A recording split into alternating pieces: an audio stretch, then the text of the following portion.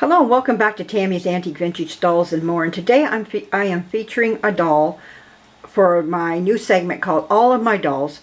This is one I have not shown very much. This is Lovums from the Effanbee company. She was made in the 1920s, and she is the rare size of 15 inches. I usually see the 22 and the 28 inches. That's what I thought this one was actually a 22 inch. I bought her off of eBay quite some time ago. She's been in my collection just sitting quietly. She is up for restoration, just not yet.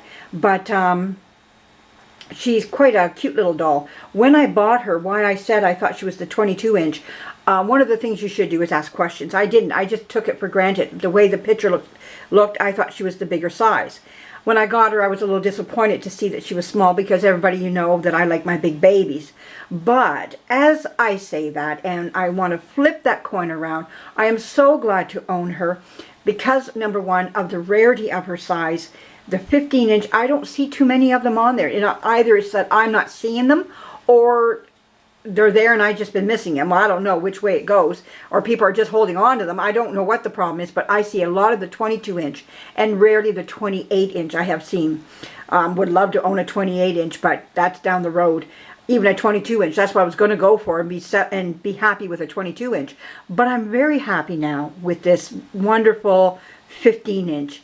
There's something to be said about these smaller dolls that I'm starting to fall in love with, and they were never something that I wanted in my collection, to be honest with you. 16 inch was the lowest I wanted to go. I really didn't want to go any lower. I didn't want Barbies. I didn't want like anything to do with the Tammy family. But it's something how you change and how the doll world sweeps in and your interest starts to go into other things. And you know, I wasn't even going to go into a monkey family, and I did. And that's what happens to you when you're in this. You open yourself up and you start to see other elements and other dimensions of yourself in your collection. And that's the beauty of collecting, that you allow yourself to, your artistic side of you to grow and to explore other areas and to, you know, develop that part of yourself. And to open that door and be free with that, and to say, you know what, it's okay to go into something else.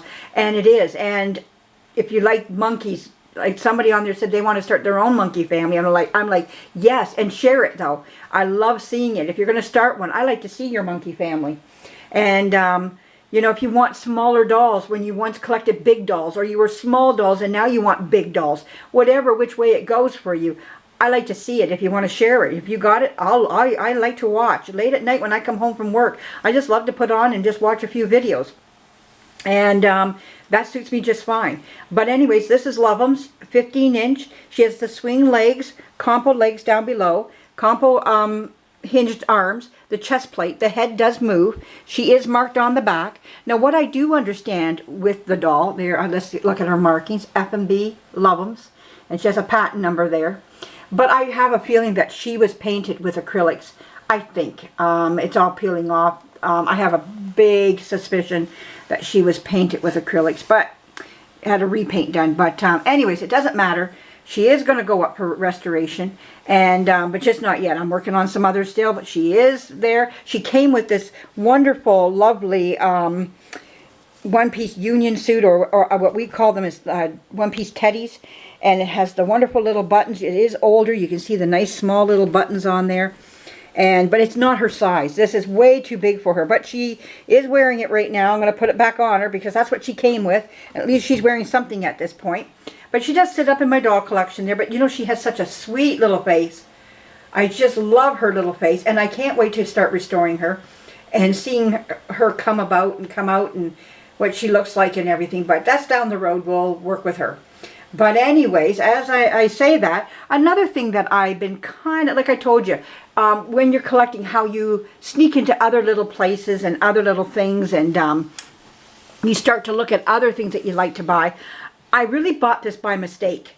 I got trigger happy, I guess you want to call it, finger happy with the clicker one day. And it was not a bad deal in its greater sense, but I'll explain it all to you.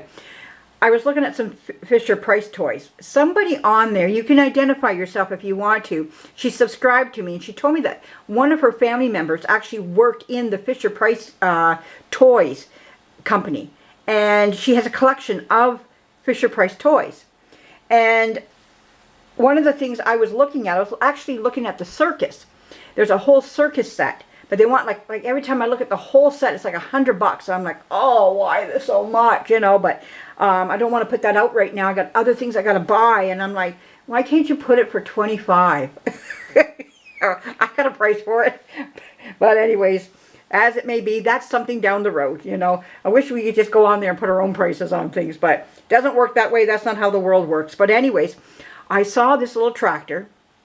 It's vintage, and it was $1, and I clicked on it, and I went, like, to put a bid, and I went, oh, why did I do that for? Do I really want it? It was like afterthought. But I thought, well, for $1, somebody will come in and rescue me and put $2 on it. Nobody did. And I had to pay $22 just to ship it to me. I was like, oh my goodness, $1 item, $22 to ship it, exchange, duty. I was like, oh, you're crazy, but hey, it's done. You got to pay for it. I don't want no strikes put against me. You know, it happens. That's a scam. Well, Nothing no, but a scam. it was not a scam. It was my finger, John. Yeah, my finger's a scam. But anyways, that's what happens. But anyways, here we are. This is what I bought. I think he's quite cute, and somebody's having a lot of fun with him right now. So here it is. Well, John, do you want to do your thing? Oh, let a professional take it. Yeah, this is not my field. Here we have a tractor, and it's not just an ordinary tractor. Watch what happens as you push it. It has the sound of a motor, the realistic sound of a motor. And the farmer looks like he's been drinking before he got on the tractor. He's kind of unsteady, waving back and forth. The only problem is, when you have a farmer that's been drinking, sometimes he's going off a cliff. Somebody save him! Somebody save him! I'll save ya! And a giant hand has to come and save him. Thank you for saving me, giant hand. That's okay. And if you're a farmer who's about to go off the edge of a cliff and needs a giant hand to save you, just give me a call at www.giant hand that saves farmers from going off a cliff. And thank you for joining us. Bye-bye. Hope you enjoyed that.